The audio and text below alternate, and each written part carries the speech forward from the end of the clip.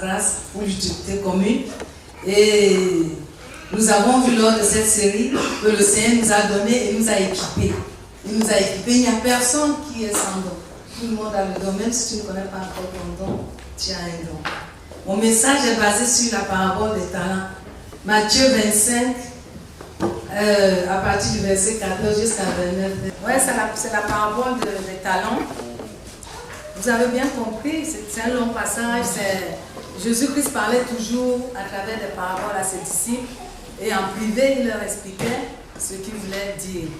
C'est-à-dire que l'exemple qu'il a pris, c'est un maître qui allait en mission et qui a appelé ses serviteurs à qui il a donné à un 5 talents, à un autre 2 talents et au troisième 1 talent. Ok. Sorry.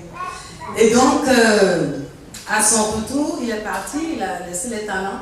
À son retour, celui qui a reçu 5 talents a fait fructifier les 5 talents. Et quand son maître est revenu, il lui a donné 5 autres talents. Donc de 5, il en a eu 10.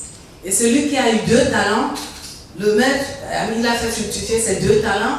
Et à son retour, il a amené les 4 talents au maître.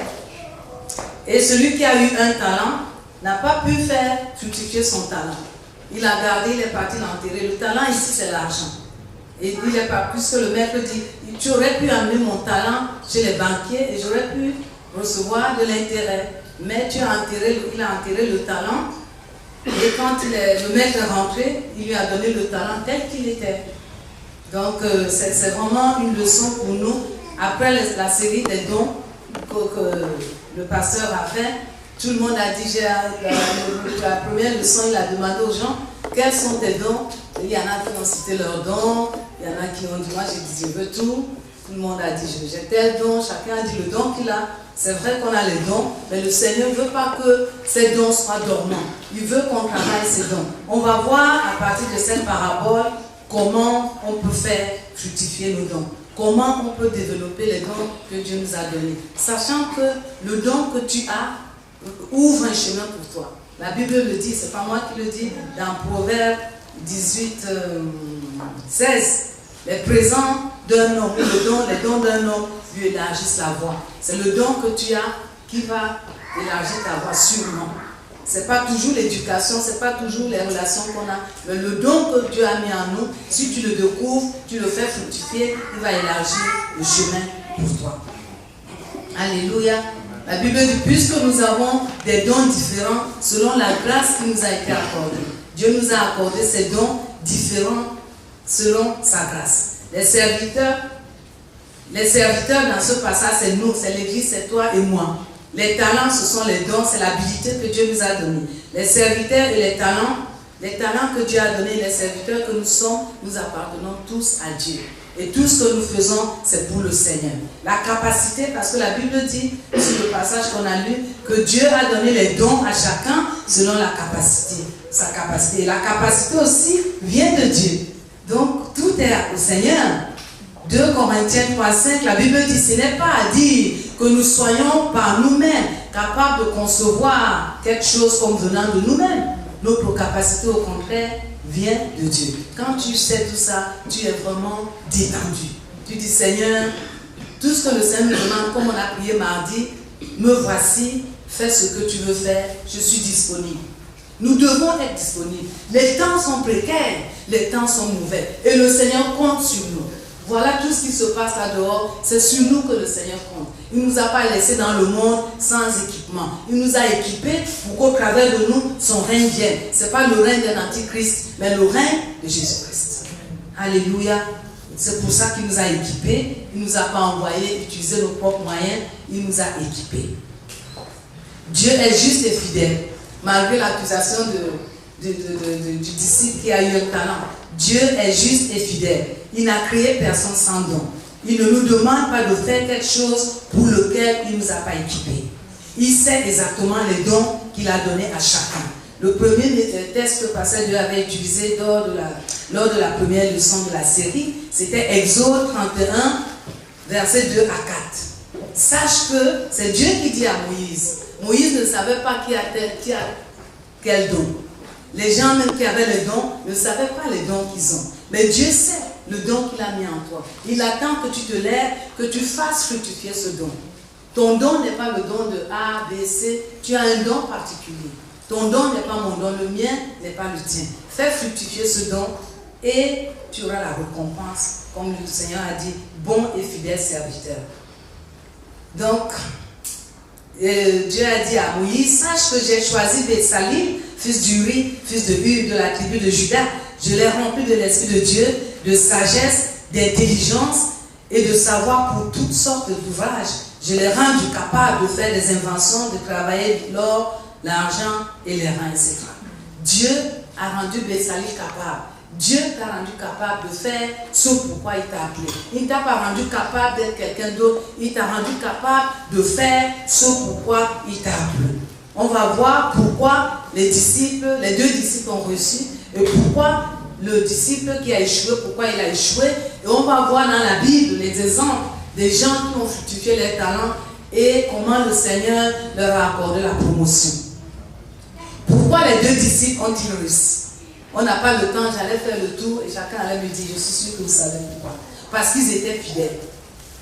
La Bible dit, ce que Dieu nous demande, c'est d'être fidèles. C'est dans la Bible. Ce que Dieu demande aux dispensateurs, c'est que chacun soit trouvé fidèle. 1 Corinthiens 4, 2. C'est ce que Dieu nous demande, que nous soyons fidèles. Ils ont été fidèles, c'est pour ça qu'ils ont travaillé. Ils ont été fidèles à travailler les dons que Dieu leur a donnés. Ils avaient, pourquoi ils ont reçu? Ils avaient de la persévérance et l'endurance. Ils n'ont pas échoué. Quand tu échoues, ne reste pas là. Les gens qui ne réussissent pas, ce n'est pas les gens qui n'échouent pas. Les gens qui ne réussissent pas, c'est les gens qui échouent, qui ratent et qui se relèvent, qui recommencent. Ils ont été, ça s'appelle endurance, persévérance. La Bible dit dans Galates 6, 9, ne nous lassons pas de faire le bien, car nous moissonnerons au temps convenable si nous ne nous relâchons pas. Pourquoi ils ont reçu? Parce qu'ils n'étaient pas paresseux. Ils travaillaient dur, c'était des bosseurs. Et Dieu compte sur nous. La Bible dit que ayez du zèle et non de la paresse. Soyez fervents d'esprit, servez le Seigneur. C'est Romains 12, 11. Tout est dans la Bible. Pourquoi ils ont reçu ces deux-là? Celui qui a eu 5 talents et celui qui en a eu 2. Ils étaient reconnaissants et pleins de gratitude envers leur maître, d'avoir été choisis, d'avoir été rendus capables, d'avoir reçu les dons du maître. Nous devons être reconnaissants nous aussi. Quand tu es reconnaissant envers quelqu'un qui t'a équipé, tu vas travailler pour satisfaire cette personne. Ils étaient reconnaissants. Ils étaient humbles et totalement dépendants de Dieu. Ils étaient soumis. C'est les mêmes choses que Dieu exige pour nous. Que nous soyons fidèles, que nous soyons soumis les uns aux autres, soumis à nos responsables, soumis ultimement à Dieu. C'est à Dieu que nous devons. Quand on est soumis à Dieu, c'est plus facile pour nous d'être soumis les uns les autres. Nous devons être soumis à Dieu. Dieu nous dit va, on va. Pourquoi le serviteur qui a reçu un talent n'a pas pu le fructifier? Pourquoi il a échoué? Premièrement, parce qu'il était paresseux. Le maître lui a dit que tu es paresseux.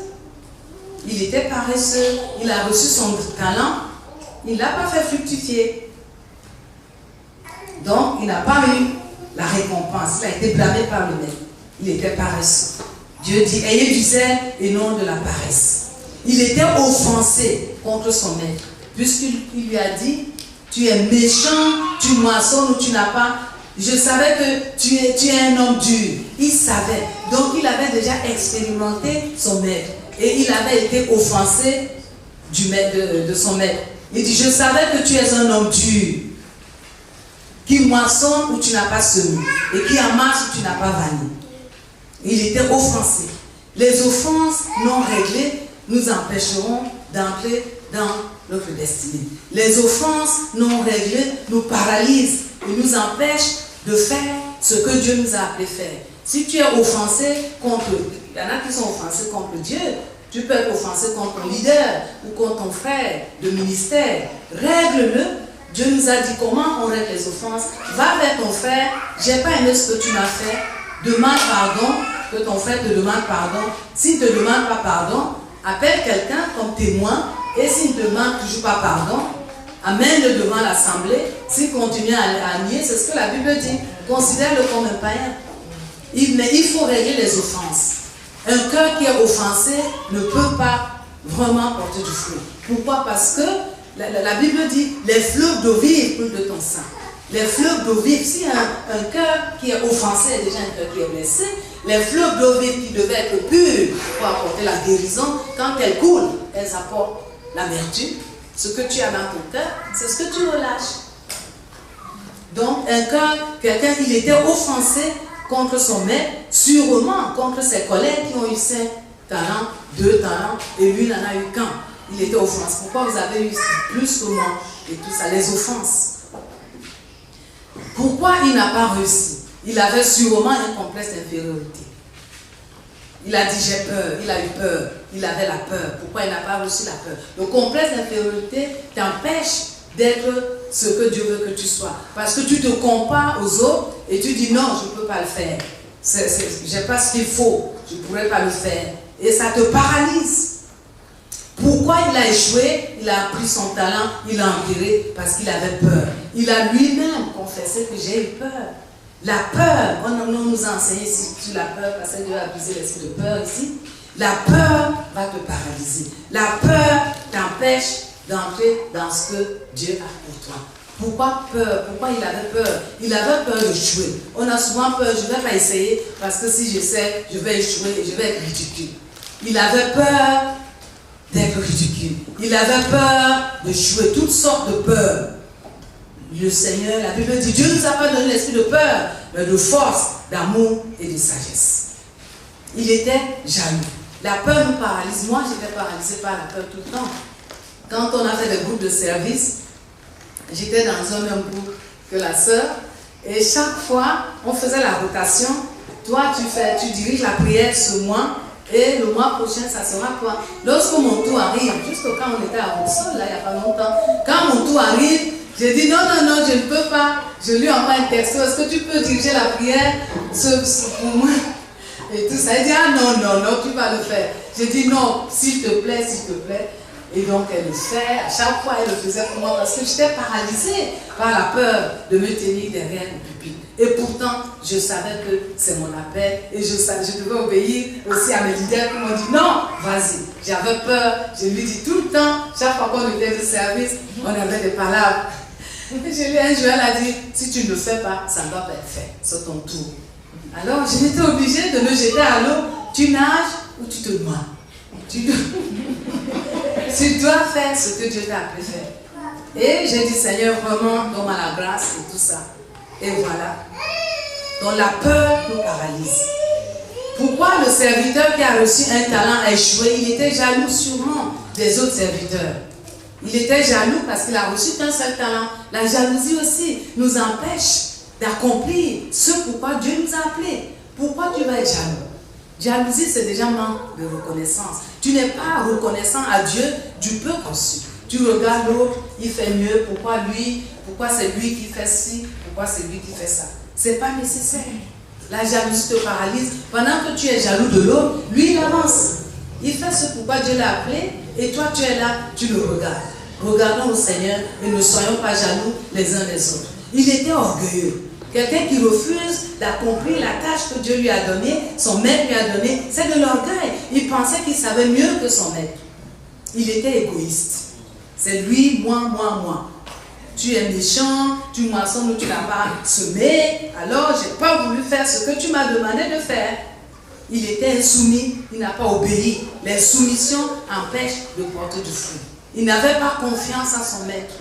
Il ne connaissait pas son maître. Nous ne connaissons pas celui qui nous a oint. Nous ne connaissons pas celui qui nous a appelés. Sinon, je ne connaissais pas celui qui m'a appelé, qui m'a oint, qui m'a dit non, tu te tiendras derrière le pupitre. C'est pourquoi j'avais peur. Parce que je ne savais pas que quand Dieu te quitte, il est avec toi. Il dit, va faire ceci, il est avec toi, il ne t'a pas envoyé tout seul. Il a dit à Josué, je serai avec toi. Josué avait peur de porter les souliers de Moïse. Mais le Seigneur lui a dit, va, je serai avec toi. Tout ce dont on a besoin, l'équipement que Dieu nous a donné, et savoir que Dieu est avec nous. Amen. Amen. Nous allons voir rapidement, je suis court, n'est-ce pas? Nous allons voir deux exemples. L'exemple de Joseph D'abord, Joseph, on connaît tous l'histoire de Joseph, c'était un prince, l'avant-dernier de son père. Donc son père l'a eu avec Rachel, qui était sa femme préférée. Et donc Rachel est morte à la naissance de son jeune frère. Tout l'amour que son père Jacob avait pour Rachel, il a déversé sur ses deux enfants. Il aimait Joseph. Et voilà Joseph qui était adoré, adulé par son... Il avait eu des rêves parce qu'il était adoré par son père, sa mère. Il a eu des rêves qu'un jour il sera grand. Tu vois, tu as eu des rêves, tu es prophète des nations, tu es apôtre, tu es docteur, tu es une grande intercesseuse, tu es un grand homme d'affaires, tu seras un grand homme politique. Tu vois, tout le monde n'est pas appelé à faire la même chose. Tu as un appel. Mais avant d'arriver à cette capacité, à cette plénitude, tu dois commencer par multiplier le peu que tu as. Et c'est comme ça que Dieu va voir que tu es fidèle et te propulser dans la plénitude de ce pourquoi il t'a appelé. Et donc Joseph, il s'est retrouvé Pérou, il a été vendu comme esclave chez Potiphar. Potiphar était un grand servant de Pharaon. C'était un test. Il servait Pharaon et tout. Et donc Joseph s'est retrouvé là-bas. Parce que Dieu était avec Joseph, Potiphar, quand il est entré dans la maison de Potiphar, la maison de Potiphar était bénie. Potiphar lui a confié la gestion de tous ses biens. Il lui a dit, tu es maître ici, c'est toi qui commandes, c'est toi qui gères. Et le peu de talent, en ce moment-là, on peut dire que Joseph n'avait qu'un talent. Voilà quelqu'un qui est appelé à être premier ministre. Il est boy chez Potiphar, un infidèle. Il est boy, il était boy, il faisait tout ce qu'il devait faire. Il était domestique. Et ce talent, ce petit talent qu'il a reçu, il n'a pas gardé, il n'a pas été amer. Pourquoi je suis ici? Il a commencé à servir fidèlement Potiphar. La Bible dit dans Galates 3, 23, tout ce que vous faites, faites-le de bon cœur, comme pour le Seigneur et non pour les hommes, en utilisant les dons que Dieu nous a donnés. Après, chez Potiphar, comme c'était un beau garçon, la femme de Potiphar voulait commettre l'adultère avec Joseph, avec lui. Et Joseph lui a dit non, dans cette maison, ton maître m'a tout donné sauf toi. Comment pourrais-je faire une telle chose et pécher contre mon Dieu? Il n'a pas dit contre Potiphar. Quand on pêche les uns contre les autres, c'est contre Dieu ultimement qu'on pêche. Tu vois, Dieu, il n'y avait personne pour voir. Mais dans cette situation d'un talent, de limitation dans laquelle Joseph se trouvait, il était fidèle à Dieu. Il a dit, je ne peux pas pécher contre mon Dieu. Et Dieu voyait, c'est des tests que Dieu te donne avec le talent, le petit talent qu'il t'a donné. Joseph a dit non. Il a été faussement accusé par la femme parce qu'il fuyait. La femme a arraché sa chemise et elle a dit, oh, voilà cet esclave hébreu que mon mari a amené, il a voulu me violer et j'ai crié, il a fui. C'était une fausse accusation. Et Joseph s'est retrouvé en prison. Dans quelle prison? Dans la prison des serviteurs de Pharaon. Est-ce que Dieu n'était pas au contrôle de cette situation? Est-ce que Dieu n'est pas au contrôle de nos vies? Est-ce que Dieu n'est, quelle que soit la situation dans laquelle on est, des situations qu'on ne comprend pas, les défis, est-ce que Dieu n'est pas au contrôle? Parfois on oublie on dit Dieu au contrôle, mais on ne le croit pas. On ne le croit pas. On ne le croit pas. J'ai vu une soeur chanter une fois, Dieu est le Dieu des miracles. Le Seigneur m'a dit, quand elle va finir de chanter, va lui dire qu'elle ne croit pas ce qu'elle chante. Et je lui ai dit ça. Elle est ici. Je ne vais pas citer son nom parce que je ne vais pas m'embarrasser. Je lui ai dit, Dieu dit que tu ne crois pas qu'il est le Dieu des miracles. Tu le chantes, mais tu ne le crois pas. Si tu le crois, tu verras les miracles de Dieu dans ta vie. Parce que Dieu ne ment pas. Et donc, Joseph s'est retrouvé en prison. En prison, Dieu était avec lui. La Bible dit que Dieu était avec Joseph. Genèse 39, 21. Dieu était avec Joseph. Je vais lire ce passage.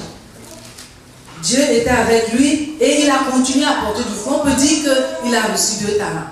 Il était à son 2e talent. Il a continué à servir Dieu fidèlement. Et le chef de prison, le directeur de prison, l'a fait chef.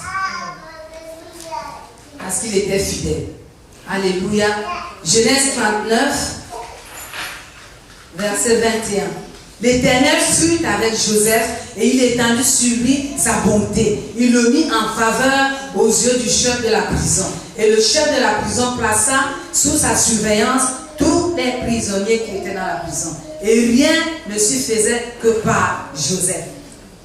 Parce qu'il a utilisé le premier talent chez Potiphar, Dieu a multiplié, il a eu 2 talents, il est devenu chef de prison. Et en prison, dans les situations de limitation où nous sommes, il a continué à servir Dieu fidèlement. C'est là où il a pu expliquer, interpréter les rêves aux panetiers, les serviteurs de Pharaon et aux chefs des échansons. Il a interprété le rêve, et comme Joseph avait interprété le rêve, ça s'est passé exactement comme ça. Il aurait pu rester dans l'amertume, parce que ce n'était pas sa place, entre guillemets, puisqu'il était appelé à être premier ministre en Égypte. Mais en prison, il a continué à servir Dieu fidèlement, à multiplier le petit talent qu'il a reçu au départ. Et un jour, Genèse 41, les chansons pour qui il avait interprété le rêve qui avait été repris dans le palais de Pharaon. Pharaon avait eu un songe, il s'est souvenu qu'il y avait Joseph en prison qui lui avait donné l'interprétation de son songe, et Pharaon lui a dit, va le chercher. Il était prêt. La plénitude arrive quand on est prêt. Dieu sait quand on est prêt. Le peu qu'on a, utilisons-le pour que le Seigneur puisse apporter la multiplication. Quand on utilise le peu qu'on a, on devient mature. C'est pourquoi Dieu dit, il donne à chacun selon sa capacité. La capacité vient, les 2 serviteurs qui ont reçu un 5 talents et l'autre 2, ils avaient déjà fait les preuves. Ce n'est pas des gens qui étaient inconnus à leur maître. Ils les connaissaient, puisqu'il a dit, il a donné à chacun selon sa capacité. Et donc Joseph, en quelques minutes, il s'est retrouvé de la prison au palais du roi, premier ministre.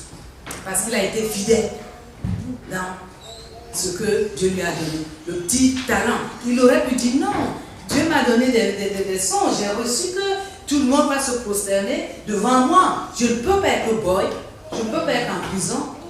Il allait rater sa destinée. Il a suivi le chemin que Dieu avait tracé pour lui et il est devenu premier ministre. La Bible dit, comme j'ai dit, les dons que Dieu te donne t'ouvriront le chemin. Les dons d'un homme, les présents d'un homme lui élargissent la voie. Comme Joseph. Et David. David était berger des brebis. Un jour, quand Dieu avait rejeté Saül, il a envoyé Samuel pour oindre un enfant chez Isaïe, le père de David. Il n'a pas dit quel enfant. Il a juste dit, va oindre quelqu'un. Il est arrivé, il a vu tous ces grands et tous les grands frères de David. Dieu lui a dit, non, ce n'est pas eux. Il faut qu'on aille chercher celui qui est en brousse. Dieu savait. Hein? Il a envoyé chercher David. David a reçu l'onction ce jour-là. C'était sa première onction devant ses frères, devant son père et devant Samuel. Il a oint. Et Dieu était là. Dieu dit, c'est lui. Tout petit, tout beau, tout mignon, c'est lui. Et donc, la Bible dit qu'il était beau. Et donc, il est retourné aux brebis. Ses frères sont allés combattre avec Saül. On peut dire qu'il a reçu un talent. Il allait continuer à garder les brebis, malgré le fait qu'on l'a oint, on lui a dit, c'est toi qui vas être le roi sur Israël. Il a continué à faire ce qu'il devait faire. Quand l'ours ou le lion venait arracher la brebis, venait voler la brebis du troupeau, il a arraché la brebis de la gueule du lion, il a tué le lion, il a tué l'ours. Et quand il s'est retrouvé devant Goliath, c'était un jeu d'enfant. Il a tué Goliath avec une fronde. Parce qu'il a commencé à exercer le petit talent qu'il a reçu, il a commencé à l'utiliser. Après, Saül a commencé à le pourchasser, il est allé au maquis, il est allé se cacher dans un village des Philistins, à Tiglath. Dans 1 Samuel 22:2, tous ceux qui étaient en détresse, les gens qui étaient endettés, les gens qui étaient amers, qui étaient blessés, sont venus vers lui. C'était des hommes de rien. Ils étaient 400 hommes. Il en a fait des héros. Dans la Bible, on cite ce qu'ils ont fait. Mais c'était des hommes qui étaient blessés, qui n'étaient rien. Et il continue à utiliser le talent que Dieu lui a donné. Alléluia. Oh, bravo Seigneur. Et donc, il a fait de ces hommes des héros. Après ça, pendant qu'il était à Tiglath en captivité, il a continué à faire des exploits. On n'a pas le temps de lire dans 1 Samuel 30, 29. Il allait conquérir des villages aux alentours. Le talent que Dieu lui a donné, il a appris à faire la guerre. Il a fait la guerre au lion. Maintenant, il faisait la conquête des villes, des villages avec son équipe. Et quand Saül est mort, on l'a appelé, il a dit, Seigneur, qu'est-ce que tu veux que je fasse? Il était dépendant de Dieu. Dieu lui a dit, tu vas régner à Hébron. Ses frères, Hébron c'était son village. Il était de Juda. Hébron c'est une ville de Juda. Ses frères de Juda lui ont dit, écoute, viens régner sur nous. Même si tu n'es pas prêt pour Israël, il est venu dans ce village-là. C'est là qu'il a reçu sa deuxième onction. Tu vois le talent se multiplier. Parce qu'il a été fidèle en peu de choses, Dieu a augmenté. Il a reçu la deuxième onction. Il a régné 7 ans. Il savait qu'il était appelé à être le roi sur tout Israël. Mais il est resté à Hébron avec le peuple. Hébron, c'est un petit village, c'est une petite ville. Mais il est resté là, sachant que je vise là-haut. Mais pendant que je suis là, je fais ce que je dois faire. Il a régné 7 ans.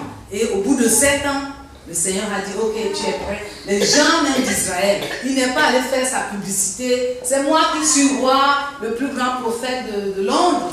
Hein, le plus grand, ceci, le plus grand. Cela, eux-mêmes, quand le temps arrive, Dieu commence à dire à ceux qui doivent te promouvoir que le temps est arrivé.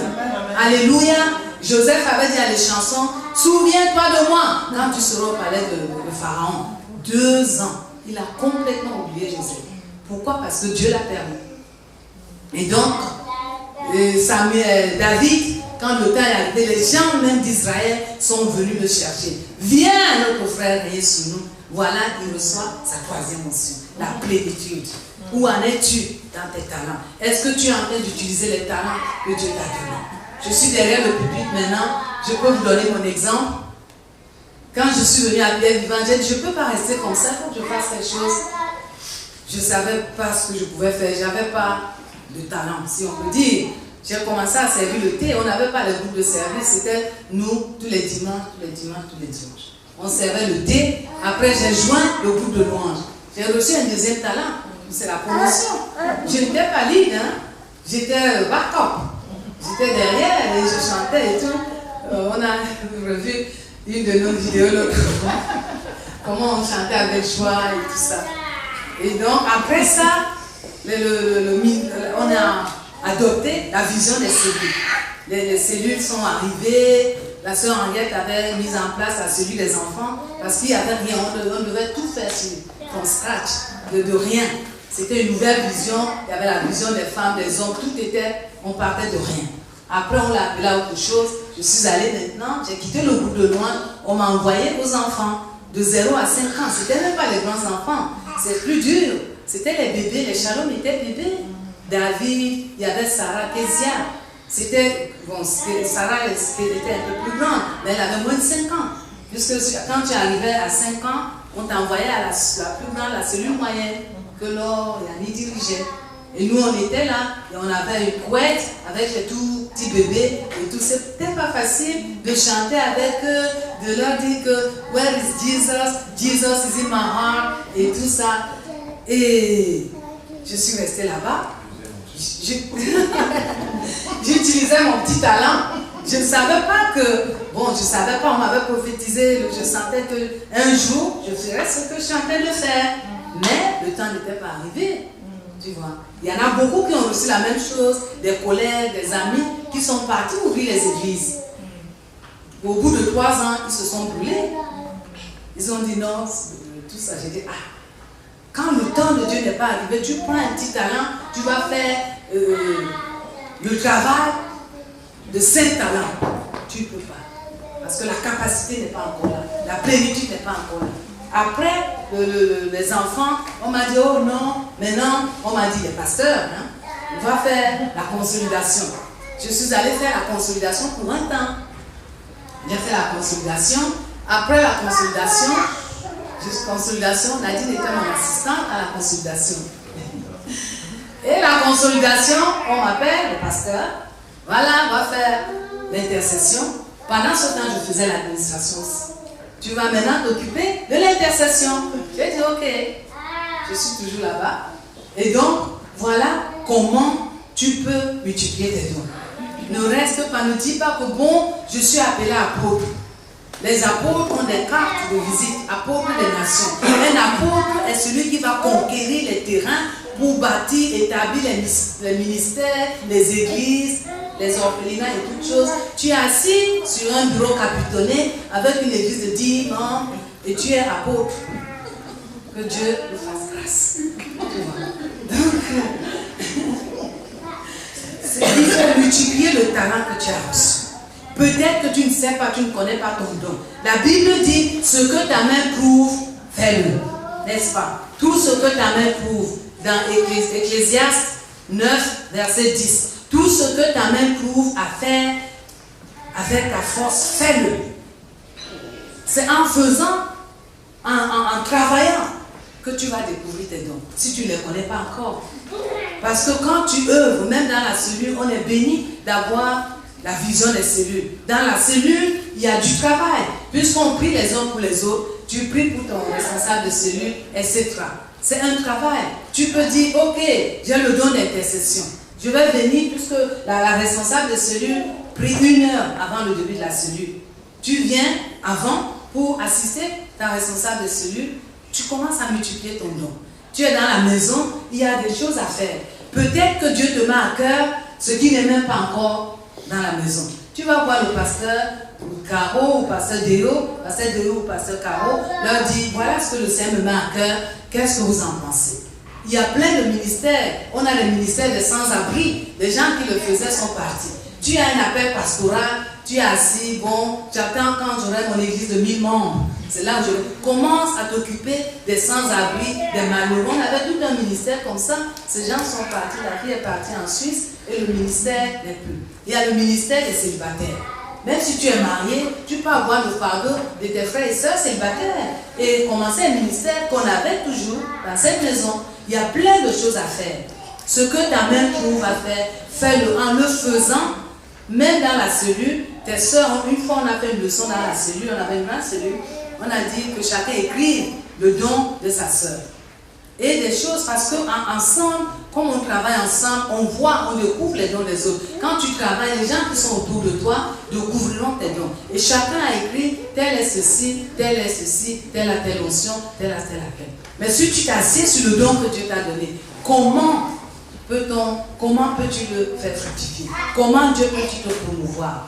Dieu ne regarde pas la grandeur des dons, il regarde la fidélité avec laquelle tu le sers, avec le peu qu'il t'a donné. Et quand le temps vient, c'est lui-même qui va te promouvoir. La promotion vient de Dieu. La promotion vient de Dieu quand on est fidèle avec tous les dons que le pasteur a enseignés pendant toutes ces séries.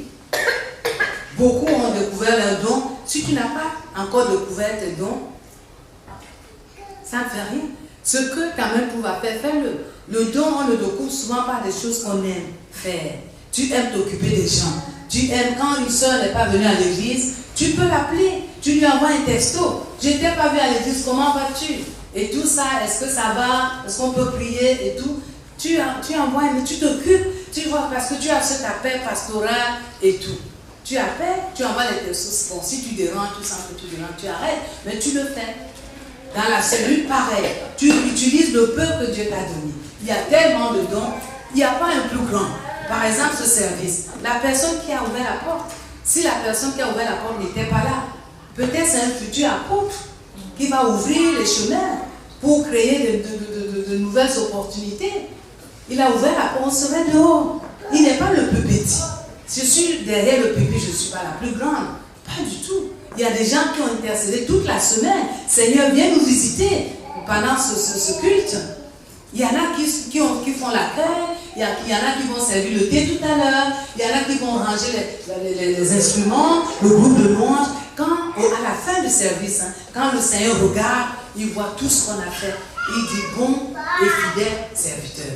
Il ne va pas dire meilleur et fidèle serviteur. Tout le monde reçoit la même chose. Celui qui avait 5 talents, 2 talents, ils ont reçu la même récompense, la même félicitation. Bon et fidèle serviteur. Vous avez bien travaillé. Dieu voit que chacun a fait sa part avec fidélité. Sois fidèle jusqu'à la fin et tu auras la couronne de vie. sois fidèle à ce que tu fais. La maison nous appartient. Pierre vivante, Dieu est sur le point de nous promouvoir. Nous avons, on peut dire qu'on est une église d'un talent. Avec le petit talent qu'on a, il faut voir les choses qui sont sur notre positif. Quand on va au Mali, on a arrêté le Mali à cause des guerres. Mais quand on a été au Mali, on ne va pas juste pour prêcher. On amène des valises. Des gens, tout le monde ici donne des habits en bon état. Il y en a qui achètent carrément des habits neufs. On amène, on bénit les gens. Quand on va au Mali, on va aux orphelinats. Dans les orphelinats, on bénit les gens. On va au Mali, il y avait de la prison, il n'avait pas de l'eau potable, on a offert la citerne. Les gens pensent que nous sommes une église de milliers de personnes. Et donc on a dit, ah voilà, Ali, c'est aussi l'administration à l'église. Et un monsieur, un assistant pasteur, dont l'église a plus de 1000 membres, ils sont 10 000 fois plus que nous. Il dit, ah, je voudrais que tu me dises comment on fait l'administration. Vous êtes combien là-bas? Je n'ai même pas répondu à la question parce qu'eux, ils sont nombreux. Mais on a déjà les structures. Nous sommes prêts à être promus. Nous sommes prêts à recevoir la promotion de Dieu parce qu'on a toutes les structures. L'administration est là pour gérer 1000 personnes, 10 000 personnes. On a tout ce qu'on a, database, les finances, tout est mis en place. Nous sommes une église d'un talent qui est sur le point d'être promu. Parce que le peu qu'on a reçu, on l'a utilisé. Nous voilà, regarde comment on est. On sort de Calais. Combien d'églises vont aller là-bas? On a été là-bas. Je suis sûr qu'on va entendre des témoignages tout à l'heure. Le Seigneur voit tout ça. Un talent. Le talent qu'on a reçu. Le Seigneur est sur le point de nous promouvoir parce que nous l'avons multiplié. Qu'est-ce que tu as reçu comme talent? Si tu es chantre, passe du degré de chantre, commence à devenir une adoratrice qui reste devant Dieu et qui reçoit. Dieu va télécharger des chants que tu vas écrire et qui vont nous bénir. Et cherche à aller de l'avant en étant fidèle dans les choses que tu as reçues, le peu que tu as reçu dans la maison de Dieu. Aie ce sens d'appartenance. Quand tu te retrouves là où personne ne te voit, aux toilettes et tout ça, des papiers traînent, ramasse-les, mets à la poubelle. Parce que nous avons des visiteurs, nous voulons que quand nos visiteurs viennent, ils trouvent que l'endroit est propre, nous voulons une bonne ambiance, une bonne atmosphère. Fais, peu importe quel groupe est de service, ce que tu peux faire, fais-le de bon cœur, comme pour le Seigneur et non pour les hommes. Si tu ne connais pas ton don, comment on découvre les dons? Commence à prier. Prie en langue que les dons que tu as, le Seigneur va te les révéler. Et pendant que tu n'as pas encore découvert tes dons, fais ce qui t'attire. C'est souvent ton don. Ce que tu aimes faire, si c'est les enfants ou tu aimes bien t'occuper des gens, tu as peut-être la paix pastorale. Fais ce que ta main pourra faire et le Seigneur qui est fidèle va honorer ta fidélité. Ce n'est pas la grandeur du don. Tu es appelé apôtre, sûrement, prophète des nations. Mais en attendant, les prophètes sont les intercesseurs. Les prophétesses sont des intercesseuses. Qu'est-ce que tu fais avec l'appel de prophétesse?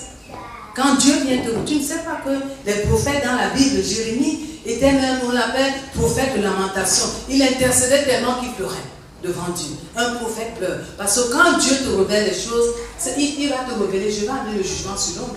C'est pour que tu ailles pleurer devant Dieu. Non Seigneur, non Seigneur, non Seigneur. C'est comme ça que Dieu va augmenter, développer le talent que tu as reçu. Et avant que tu le saches, les visions que tu reçois sont claires et nettes. Il te donne plus de visions. Il t'en donne plus. Mais tu ne peux pas, quand il te réveille à 3h du matin, je suis fatigué. Tu as tellement... Bon, je me parle aussi. On a tellement mangé la veille qu'on rôde et tout le Seigneur, oh, je suis fatigué. Alors que tu te lèves, tu commences, tu ne sais pas pourquoi il t'a appelé, tu restes, tu ne fais rien, tu tournes en rond jusqu'au matin. Il t'a réveillé pour que tu pries. Tu dis Saint-Esprit, la Bible dit, nous ne savons pas comment il nous convient de prier. Aide-moi. Tu commences à prier en langue jusqu'à ce que tu sois relâché. Tu as fait ta part, le reste appartient au Seigneur. Faisons notre part fidèlement. Avant que tu ne saches, tu commences à développer ton nom. C'est comme ça qu'on développe des dons. On ne peut pas s'asseoir et penser que bon, j'ai écrit ma prophétie, je suis apôtre. Si tu es apôtre, commence, on veut grandir, on veut créer des églises, on veut posséder l'ombre, on veut avoir le nord, on veut avoir le sud. Commence à gagner des âmes vers le nord. Il y a le frère Stéphane Christel qui est venu dimanche dernier. Il a joint, il était à Kéti, il vient de joindre l'église. Il m'a dit, qu'est-ce que je peux faire? Hein, est-ce qu'on a déjà eu à marcher dans ce quartier? Ah, j'étais contente. Je lui dis non, je ne sais pas, va voir. Si on a eu à évangéliser, on a mis les buffets dans les appartements. Mais va voir, le frère Josué, c'est lui qui s'occupe de l'évangélisation. C'est bien, quand tu as reçu ce talent, il bouillonne en toi. Il bouillonne en toi. Même si c'est la porte que tu ouvres pour le moment, tu as peut-être reçu l'appel d'apôtre pour que tu sois celui qui va ouvrir les portes, pour que les églises soient établies et les ministères. On a reçu quelque chose, on ne peut pas s'asseoir et devenir ce serviteur qui va entendre ce jour-là méchant et paresseux serviteur. Nous voulons entendre bon et fidèle serviteur. Bon et fidèle servant. Tu as été fidèle pour peu, je te confie des grands. Car si nous sommes fidèles pour le peu que Dieu nous donne, il nous confiera des grands. C'est la même chose avec nos finances. Le peu que nous avons, n'attendons pas d'être millionnaires pour donner nos dîmes et offrandes. Le peu que nous avons, si nous sommes fidèles dans ce peu, le Seigneur va apporter la multiplication.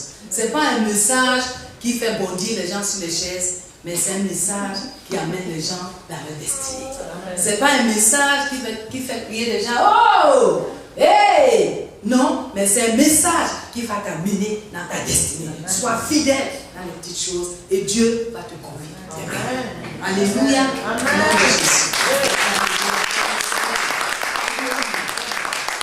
Alléluia.